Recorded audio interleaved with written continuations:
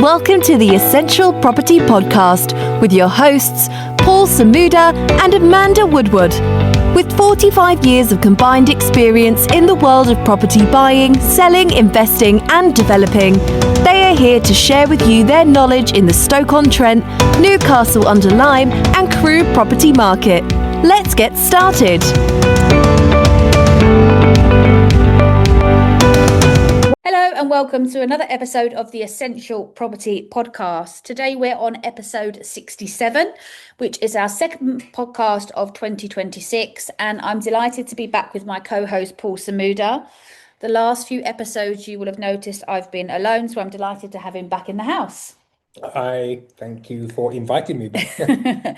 So happy new year, everybody. I hope those of you that are property investors and business owners are raring to go and look forward to what the new year brings.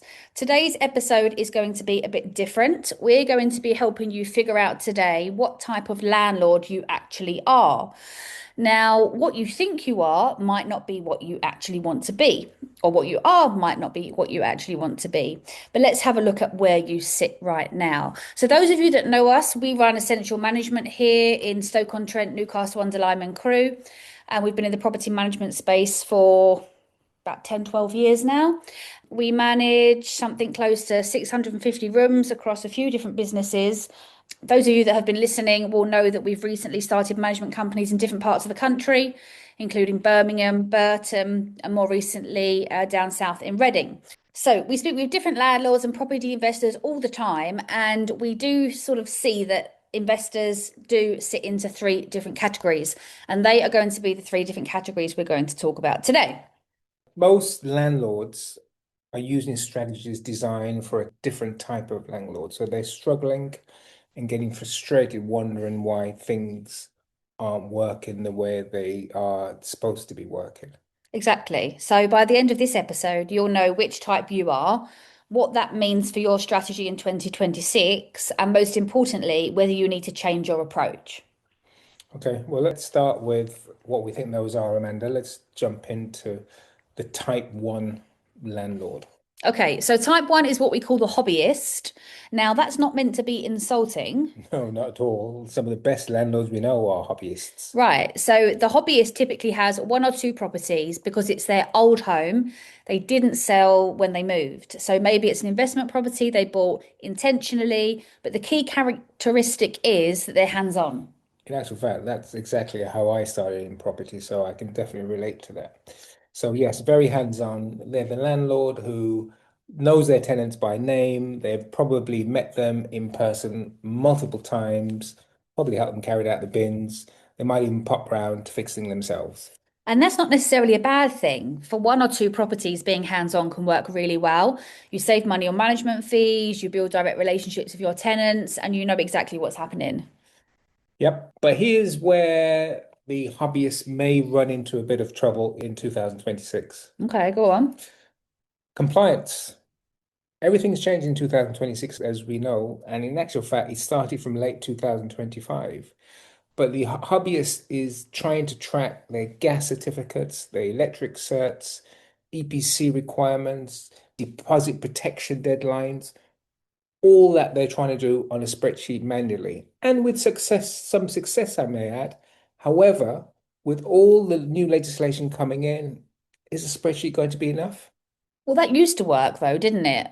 But now, miss one deadline and you're looking at serious fines.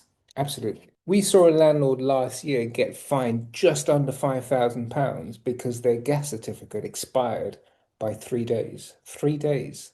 They just forgot to book the engineer in time. And what's happening now, some tenants are realizing they have a little bit of power and they're looking for landlords to slip up.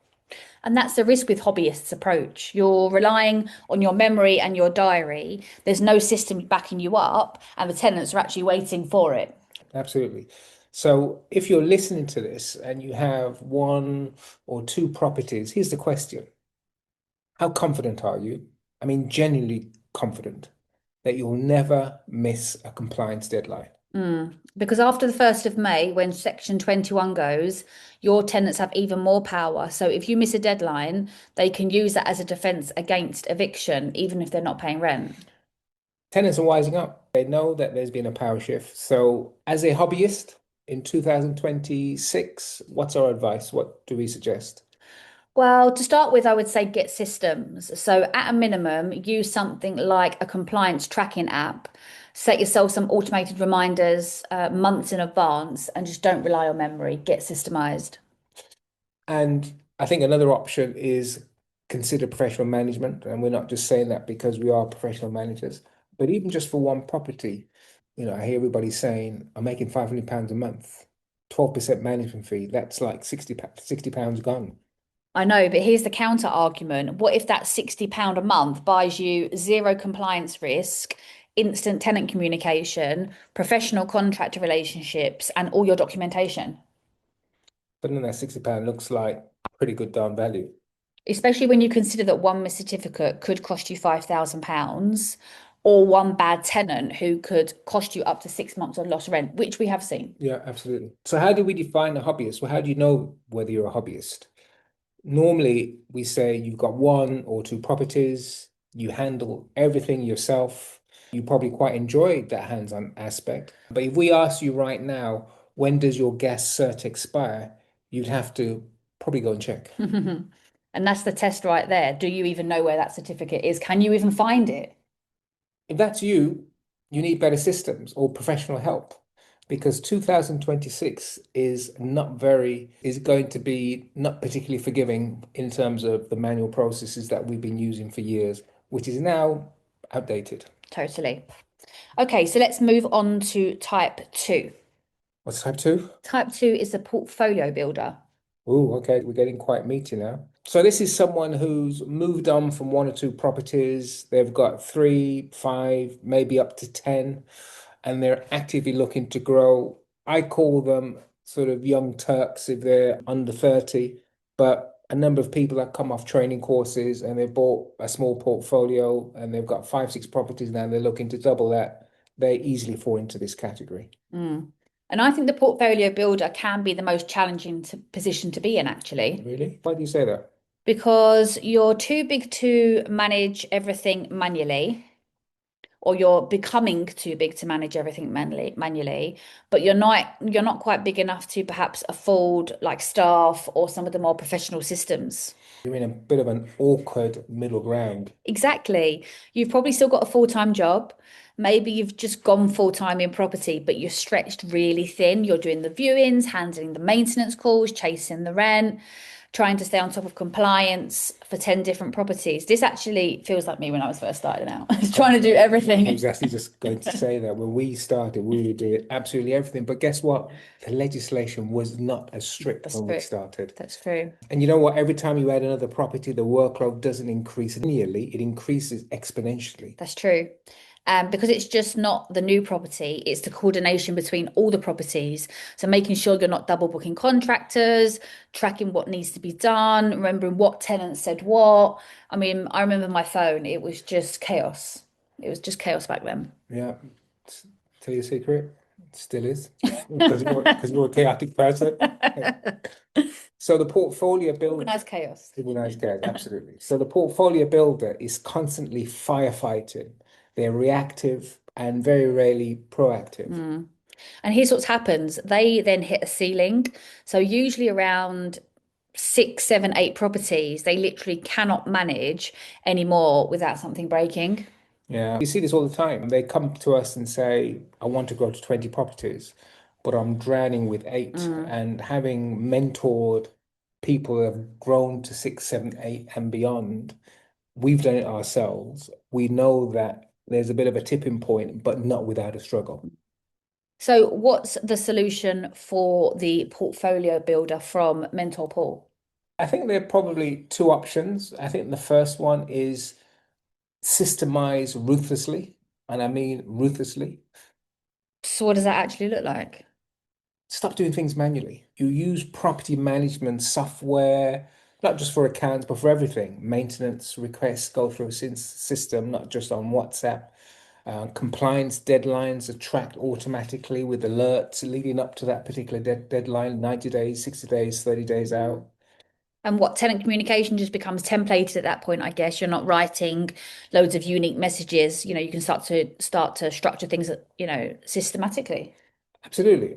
Look, I remember do you remember years and years and years ago before we really dove into property, we were in the hospitality business. Mm. I remember an instance where one of our salespeople was having a conversation with a woman with a cat, and her cat had to be put into kennels while she was booking a holiday and things like that. And 20 minutes later, they were still talking about this blinking cat. And I went in and I said, close the darn sale or forget about the cat. And I think sometimes you have to be ruthless. And as much as you love your tenants, you want to hug your tenants, you want to listen to their stories, your business is at risk. So I would say build contractor relationships that are reliable, not, oh, I'll try to find someone. You have a plumber, you have an electrician. We always say get two of everything, and you have them on speed dial so they can respond within 24 hours. And this is where technology starts to become essential, because you can't hold 10 properties worth of information in your head. I've tried it, it doesn't work. I've walked around with a notepad, it doesn't work. So we got to get techie. Yeah, yeah. Hand it over to professionals. Not all of it maybe, but at least the operational stuff. And some portfolio builders, I find, they keep the strategic decisions, which properties they're going to buy, when they're going to sell if they're flipping, managing the major refurbishments, but they're handing over the day to day, the tenant comms, the maintenance, the coordination, compliance tracking, stuff that is incredibly important, but doesn't necessarily require such a strategic mindset as the owner of the business. Yeah, and I think that frees them up to do what they actually want to do and enjoy doing, which is growing their portfolio. But here's the thing, portfolio builders need to understand is that your time has value. So if you're spending 20 hours a week, let's say, managing your properties, you could be spending that time finding the next deal or networking and finding an investor. Yeah, or work in your actual job that pays your bills. Exactly. Right. Then what's the opportunity cost then of doing everything yourself? So I think here's the test. If you have more than three properties, ask yourself, am I spending most of my time on strategy and growth, or am I spending most of my time on operations and firefighting? And if it's the latter, then that's when you need to systemize and delegate. Totally, because 2026 is going to be even more operationally intensive with rolling contracts. You can't afford sloppy tenant screening with tighter compliance. You can't afford to miss a deadline. And if you're stretched thin with 6, 7, 8 properties, how are you going to handle 12, 15, 20 if that's your goal? Exactly. All right, so let's look at type 3. So we've gone through the hobbyist, we've gone through the portfolio builder. This is where I think it starts to get quite interesting. Let's have a look at the business owner. How many properties does the business owner? Well, the business owner, I would say 10 or more, maybe striving 20, 30, even looking at 50 plus. They treat property as a business, not as a side hustle. And the defining characteristics, I think, of a business owner is that they think in systems and strategy and not in tasks. Okay, that sounds really quite interesting. What does that actually mean? Well, they're not thinking, how do I fix the boiler? They're thinking, how do I ensure boilers get fixed within 24 hours every single time, regardless of which property it is? So they're building processes that can scale and handle more properties as they bring them on board. Exactly. They have professional management, either their own team or they'll work with a letting agent. They'll have systems for everything, tenant onboarding, maintenance workflows, rent collection, compliance tracking. The whole thing is pretty much set up for them. And I suppose critically, they measure everything. They know their metrics, and that old saying, if you can't measure it, you can't grow it and control it.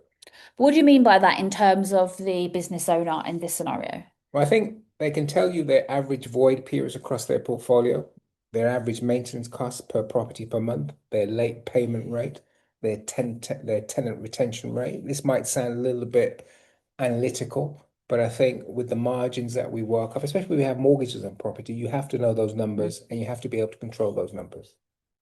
Because they track it all systematically, right? Absolutely. And that informs their decisions. They're not making emotional decisions. I like this property. They're making business decisions. This property underperforms. I should sell it. I should reinvest. They're asking intelligent questions like that based on strong data. Okay, and what I also noticed about the business owner that I wanted to share was that they've already accepted that property is a long-term wealth building strategy. It's not short-term, it's not get rich quick. We started our business, you remember, Amanda, on the premise, and Dr. Rowe, bless him, he's passed, but this is a get rich slow business. Oh, and boy, was he right. Yeah, yeah, yeah. Boy, was he right. Business owners aren't chasing yield, they're building equity and cash flow systematically over the years. So what does a business owner need to focus on for 2026? Honestly, I'd say risk management and opportunity assessment. Okay, explain. Well, risk management means with Section 21 going away, they need to be absolutely bulletproof on tenant screening and compliance. One bad tenant in a 30 property portfolio can wipe out 6 months of profit. Tell me about it. So the business owner is investing in better systems, better processes, maybe even some technology using AI for tenant communication and compliance tracking. Exactly. They're also diversifying their tenant mix, not relying 100% on traditional HMO tenants, targeting corporate tenants, maybe midterm or extended stays or professional renters. We're having that same conversation in our business, and we've looked at the percentage we did a presentation to our team in terms of our mix of tenancy types and what we're moving towards. Okay, and then opportunity assessment, what does that mean? It means they're looking at 2026 as a moment when a lot of landlords are exiting. The newspapers are full of that information, the feeds that we get through, all saying the same thing. Properties are coming to market. There are opportunities to acquire good properties at a reasonable price from landlords who are tired, scared, or can't handle the new regulation. Our recent purchase was someone who had a portfolio of 30 and they were getting rid of a few every year. We bought one that was next door to one we already owned.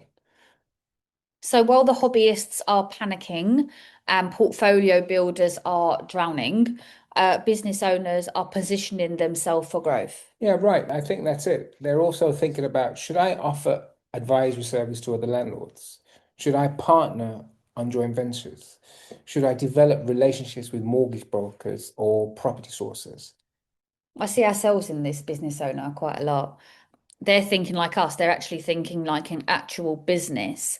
A lot of people think that property is just, something that you do on the side and you acquire a couple. But I think the only way really to create true wealth through property is to treat it like a full-on business. Absolutely. And here's a test for business owners. Can you go on holiday for 2 weeks without checking in on your properties? And you remember many, many years ago when we were in the early spurts of our growth, I disappeared, you remember, for 2.5 months. You did. And we didn't miss a beat. We actually bought 2 properties in that period. Yeah. And we didn't miss a mortgage payment and we handled everything that we were supposed to handle. I think I need a 2.5 month trip on my own. Should we do Sorry, I'm quite a bit deaf. Sorry. that? But that's true. I mean, yes, we do have to check in on our team, but it works systematically with or without us, and I think that's the most important thing. And if, as a business owner, you can't do that, if you can't disappear for 2.5 weeks without sweating and calling 5 times a day back at the office, if you're still the person who has to approve every maintenance job, answer every tenant question, deal with every problem, then you're actually not a business owner yet. You're a portfolio builder pretending to be a business owner. Maybe a little bit of fake it till you make it, which is okay. Maybe a bit harsh. But we all go through the process because you have to start somewhere. Yeah, no, absolutely. And it's just making sure that if you decide to scale, you're doing it in the right way and that you, I think, get as quickly to business owner, get there as quickly as possible.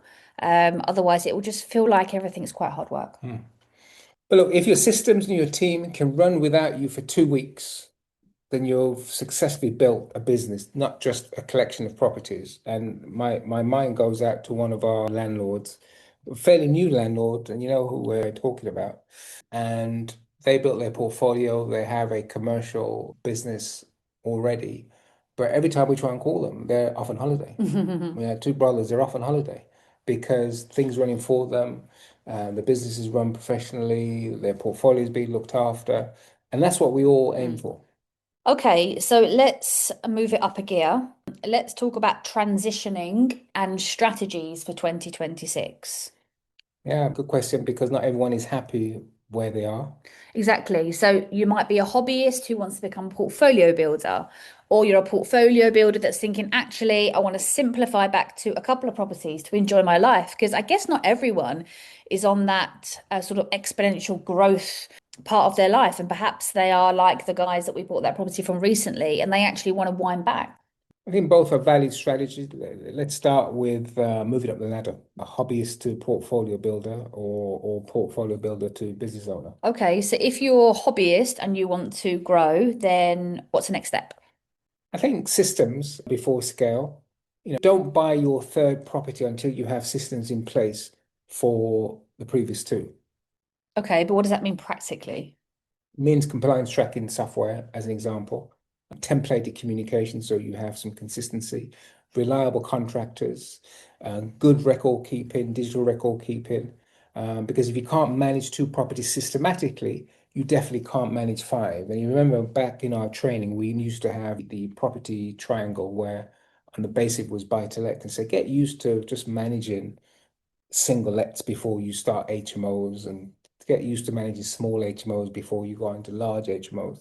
And that's exactly how we built our business. I know. I think in spite of my desire sometimes to just want to do 20 different things at once, and Paul would say to me, if you can't do this well over here, why do you think you're going to do that well over there? Well, let's just do it and try it. No, let's just take a step back and set it up properly. But it is a mindset shift to stop doing everything yourself. You need to start delegating and start automating anything that's not core to your growth. Right. You don't need to fix the boiler yourself. You do need to have a system that ensures boilers get fixed. Yeah, of course. So, okay, so portfolio builder to business owner. If you want to transition into that in 2026, what does that look like? This is where you either hire professional management or you build your own team. You cannot be the person doing everything anymore. Mm. And then you need to start treating it like a business. So you need to set up some financial systems. Something that we all get caught out with is proper accounting, not just a spreadsheet. You've got operational systems, you start to measure your KPIs, you make data-driven decisions. How many viewings to convert to how many properties, and how much you're spending on your refurbs, and you're really starting to get down and dirty with the data. I think the psychological shift is pretty big here. You have to stop feeling guilty about not being hands-on. You have to accept the role is strategy and not operations. Yeah, I have no guilt anymore. I have no guilt about not being hands-on. So that's why you're not answering your phone. So what about in the other direction then, in terms of scaling back? Totally legitimate. Some portfolio builders realize they don't actually want 20 properties. They just want two great properties that generate £1,000 a month each with minimal hassle. And that's fine, isn't it? I mean, that might mean selling your weakest performing properties, keeping your best couple, putting them under professional management so you can take a step back, and then you don't literally have to think about them. Well, I say don't have to think about them. Think about them far less often and getting rid of the ones that aren't really working for you. Absolutely. And property doesn't have to be your full-time business. It can be just part of your wealth building strategy. That's true. And there's no shame in simplifying if that's where you are in terms of your journey. Yeah, less is more, as they say. So here's what I say. Wherever you are right now, whether hobbyist, portfolio builder, or business owner, the key question for 2026 is your current strategy sustainable under the new rules and legislations? Because if you're manually tracking compliance for multiple properties, then it's not sustainable. If you're self-managing with no systems and Section 21 disappears, it's not sustainable. And if you're trying to be hands-on with, say, 20 properties, that's equally not sustainable either. So the question isn't what type is best. The question is, what do I actually want from property? And what strategy will get me there sustainably? Because I think we often all start out with, I just want to grow a big portfolio, by any means necessary. And then when you get started in property, you start to think, actually, do I like it or not? Some people just see it as a vehicle to get there. Some people absolutely fall in love with it and totally embrace it. And sometimes you don't realize until you're kind of in that process to see what works for you. And it makes me think, having mentored investors for some time, I used to say, don't wait until it's perfect before you buy your next property. it's almost like not quite failing forward, but you can get it 85% right. With the raft of legislation coming in, you really got to get it spot on, because you could buy your new property or put an offer, get an offer accepted, pull the trigger and exchange and complete, and get shafted with the last two or three properties you bought because you haven't managed it properly. So everybody has to up their game in terms of whether they're self-managers or whether they're doing it through an agent, or whether it's a hybrid approach of both. Well, it's like the conversation you had with your friend the other day who said to you something along the lines of, I've only got two properties. All these new rules don't apply to me, do they? Yeah. And he generally thought that as a small hobbyist landlord, all this stuff was just not really relevant for him. And he will be the one that gets caught out Yeah. just out of being a little bit ignorant on the or to the legislation. Yeah. Low-hanging fruit to the authorities, Yeah. and they'll pick them off really quite easily. Out of interest, does he self-manage or does he have an agent? Through an agent. For an agent. So that's the big question, isn't it? Should you self-manage or should you go for an agent? We're obviously a little bit biased. Just a little bit, yes, we are. But let's try to be honest about when self-management makes sense and when it doesn't. Okay. So self-management makes sense if, firstly, you have a small portfolio, one, two, maybe up to three or four as a maximum. And secondly, you have the time and you have the skills to do it well. And I mean, do it well, not just enough just to get by. The third thing is you have systems in place to ensure you never miss compliance deadlines. And those are even more important by sticking to those deadlines. And then fourthly, you enjoy it, because if you hate dealing with tenants, why are you doing it yourself? Totally. And you've also got to be okay with the risk, because if something goes wrong and you miss a deadline or you get the wrong tenant in, or even if you handle a maintenance issue badly, then it's all on you.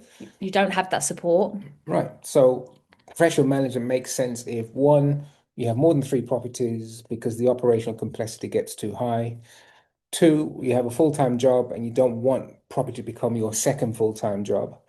And thirdly, you want to scale because you can't scale without systems, and professional managers have those very systems. Yeah. Fourthly, you value your time. If your time is worth £50 an hour, let's say, and you're spending 5 hours a week on property admin, that's £250 a week, which is £1,000 a month. Suddenly that 12% management fee looks pretty reasonable. I mean, you're valued at £1,000 and you're paying your agent 60 quid. I mean, that's not a bad deal. I mean, here's another way to think about it. What is your competitive advantage? Oh, that's interesting. What does that mean? Meaning, if you're better at finding deals or negotiating purchases, perhaps identifying value add opportunities, or you're really good at tenant comms, maintenance coordination, and compliance tracking, which one are you? I see where you're going with this. So if your competitive advantage is deal finding, then why are you spending 80% of your time doing ops? Delegate the operations and then focus on your strength. That's smart. Most landlords never think about it that way. Yeah, and here's the brutal truth. Most landlords are not good at operations. They think they are, but they're actually not. Go on, be brutal. Well, they respond to tenants slowly. They don't track their compliance. They use the cheapest contractors or maybe their mate instead of professional, reliable ones. They often don't follow up on rent arrears until it's too late. And then they wonder why the tenants leave bad reviews and don't renew. Exactly. So a professional manager, a good one, has got the systems to ensure that none of that happens, that tenants get responses quickly, maintenance get handled swiftly, rent arrears get chased straight away. And I always have to comment on rent arrears because I've been asked by landlords in the past, have you ever had an eviction? Yeah, of course we have had an eviction. This is the business that we're in. When it comes down to rent collection, you really have to be systemized in terms of, okay, ours kicks in at 3 days late. If you're 3 days late, it's a problem. 3 days, 5 days, 7 days, 14 days. And our chasing and messaging gets progressively more consistent and stricter to ensure that we find out what's going on. We need to know what's going on so we can update the landlord. The longer it goes on, the less likely you are to get paid. And, we systemize that, we automate that. And for 2026, we're, upping it even more because we have to get the rent in for the landlords. Yeah. And tenants, unfortunately, in this environment are finding it more difficult over Christmas. We've seen that especially, but the landlord needs to get paid, and that is our focus and that's our priority. So if you're thinking, should I use professional management? Ask yourself, am I delivering professional level service right now? And be honest, because your tenants know the difference, even if you don't. And I think tenants do take advantage if they see someone who they know that is not a professional landlord, a good person, but someone who is doing it themselves. They can tell, they can spot it, versus the agent that has the systems and the processes. And I think tenants do try to hide a little bit from the one-man band landlord, and they try it on. That's a fair point. And with AI, they really try it on. Yeah. So let's look at wrapping this up. So let's bring it all together. If you've listened to this whole episode, which we hope you have, you should have identified by now which landlord you are. I think more importantly, whether your current strategy is sustainable going into 2026. Exactly. So here's your homework. Are we giving homework now? Oh, yes. Yeah. New for 2026 on the podcast. We're giving homework. So 3 questions you need to ask yourself. Question 1, what type of landlord are you right now? And be honest. Number 2, what type do you want to be over the next 2 years? And question 3, what needs to change to get you there?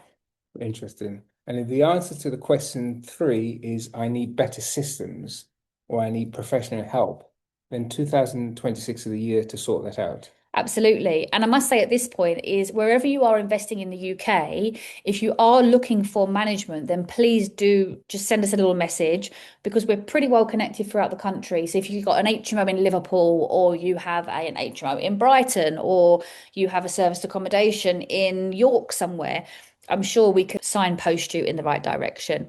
But we need to think about May the 1st. I spoke about it on the last episode just a few days ago. You need to start making changes now for all the regulation change that's coming. Well, it's actually already here. Some came in December 27th. That was a nice Christmas present for us, wrapped in a legislative bow. And then May 1st, the rest is coming in, like all of it. We're not leaving anything out whatsoever. One more thing. If you're a portfolio builder or a business owner and you want to talk through your strategy for 2026, we are offering portfolio health checks and advisory services. Exactly. Not that it's a sales pitch. No, generally, we do this for our own portfolio and other landlords have been asked us to help them think through their plans. Yeah. So if you want to have an objective assessment of where you are and what you should focus on, then get in touch with us. Our details are on our website or on any of the social media, or you can connect with Paul on LinkedIn. Just search for Paul Samuda. You should be able to find him there. Okay, so that's it for this episode. Slightly different one or style to the one we've done before, because I think 2026 is different. It's going to take a little bit more heavy lifting, and we're going to be here. We're going to be communicating more throughout the year on a whole range of things to help landlords and new listeners that come along. Yeah, I'd like to think anything that's going on, we should be able to find an episode on here that can guide you. And we're very much open to any communication. So if you've got topics that you want to suggest for discussion, we're very open to that as well. If you found this useful, share it with another landlord who you might think needs to hear it so they can get on track for 2026. See you next time. We hope you enjoyed today's episode, and if so, please hit subscribe and share with those who you think would enjoy it too.